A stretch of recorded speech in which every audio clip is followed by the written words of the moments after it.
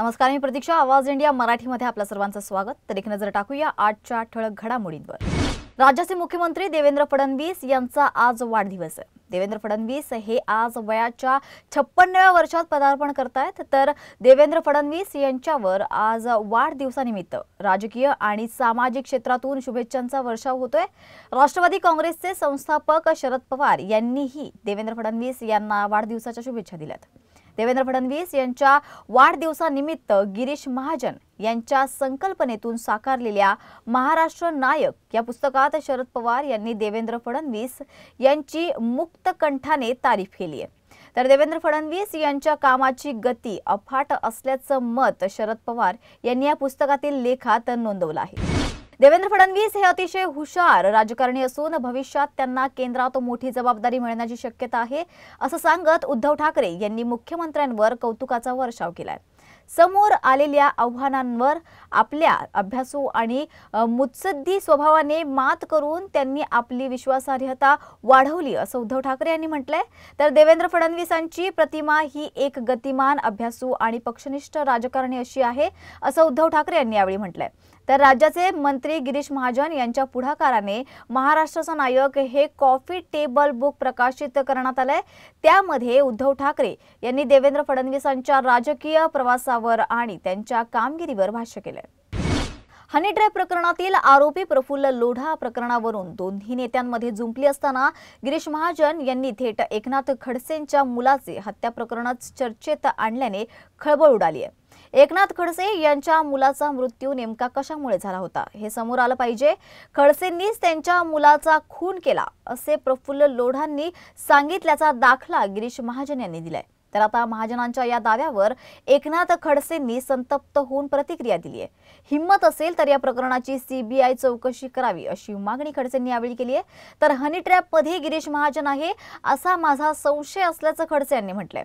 तसेच मुख्यमंत्री यांच्याबाबत माझा राग नाही. नाशिकमधील व्यक्ती त्यांना माहिती आहे, हॉटेल देखील माहिती आहे, त्यामुळे त्यांनी त्याची चौकशी करा, तात्काळ SIT नेमा अशी मागणी देखील त्यांनी यावेळी केली आहे. तर खडसेंनी पत्रकार परिषदेत असं म्हटलंय. कृषी मंत्री माणिकराव कोकाटे यांनी राजीनामा देण्यास ठामपणे नकार दिलाय. विधान परिषदेत ऑनलाईन रमी खेळताना त्यांचा एक व्हिडिओ समोर आलाय. त्यानंतर त्यांच्या राजीनाम्यासाठी प्रचंड दबाव वाढला होता. मात्र आपण काहीही चुकीचं केलं नाहीये. आपण रमी खेळतच नव्हतो. तो गेम मोबाईलवर वारंवार येत होता, तो स्किप करत होतो, असं स्पष्टीकरण कोकाटेंनी यावेळी दिलंय. मुख्यमंत्री, उपमुख्यमंत्री, विधानसभेचे अध्यक्ष, विधान परिषदेचे सभापती यांना पत्र देणार असल्याचं त्यांनी यावेळी म्हटलंय. जर मी ऑनलाईन रमी खेळत असेल आणि मी जर दोषी सापडलो तर नागपूरच्या अधिवेशनामध्ये उपमुख्यमंत्री किंवा मुख्यमंत्री दोघांपैकी कुणी एकाने निवेदन करावं. त्या क्षणाला न थांबता राज्यपालांकडे जाऊन मी माझा राजीनामा सादर करेन, असं कोकाटे यांनी यावेळी म्हटलंय. जिल्ह्यातील मसाजोगचे सरपंच संतोष देशमुख यांच्या हत्या प्रकरणातील मुख्य आरोपी वाल्मिक कराडने दोषमुक्तीसाठी न्यायालयात विनंती अर्ज केला होता. न्यायालयातील या अर्जावर आज सुनावणी झाली असून बीड सत्र न्यायालयाने वाल्मिक कराडचा अर्ज फेटाळलाय. त्यामुळे देशमुख कुटुंबियांना मोठा दिलासा मिळाला असून वाल्मिक कराडसह आरोपींवर आता खंडणीसह खुनाचाही खटला चालू राहणार आहे.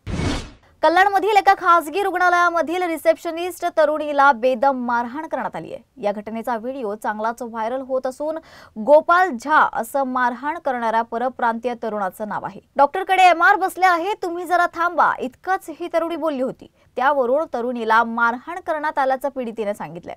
या प्रकरणी मानपाडा पोलीस ठाण्यात गुन्हा दाखल करण्यात आला असून संपूर्ण घटना CCTV कॅमेऱ्यात कैद झाली आहे. त्या आधारे मानपाडा पोलीस आरोपीच्या शोधात आहेत. दरम्यान आरोपीला पोलिसांनी लवकरात लवकर अटक करावी आणि पीडितेला न्याय द्यावा अशी मागणी सहकारी आणि पीडितेच्या नातेवाईकांनी केली आहे. नंदुरबार जिल्ह्यातील अक्कलकुवा तालुक्यातील डनेलच्या सुरवानीपाडा इथे राहणारी कुंदाबाई मगर पाडवी हिला प्रसूतीच्या वेदना झाल्या असता नातेवाईकांनी महिलेला बांबूच्या झोळीमध्ये 5 किलोमीटरचा पायपीट प्रवास करत रुग्णवाहिकेपर्यंत पोहोचवलंय. अक्कलकुवा तालुक्यातील ग्रामीण भागात रस्ते नसल्यामुळे अनेकांना अनेक समस्यांना तोंड द्यावं लागतं. परंतु प्रशासन आणि स्थानिक लोकप्रतिनिधी याकडे लक्ष देत नाहीयेत, असा स्थानिक रहिवाशांनी म्हटलं आहे.